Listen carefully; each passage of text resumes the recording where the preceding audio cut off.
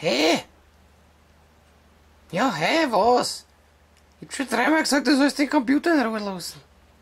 Geh, Mitzi, wo willst du denn hin? Ja, hallo. Gibt's mal Busserl oder was? Mutzi, komm her da. Erst. Ja, ich weiß das Wetter ist ein Wahnsinn. Kann man nichts machen. Kann man nur da im Bett liegen und alles.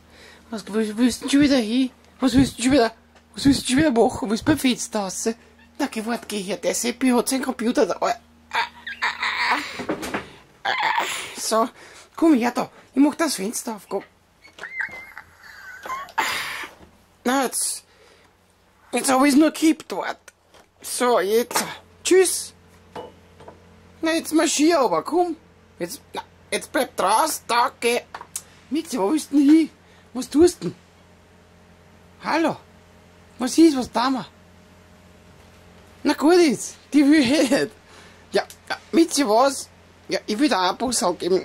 Komm her da, du bist sehr lieb. Ihr seht, wir haben uns nicht immer gern. Macht das gut, winkt damit. Papa, Papa.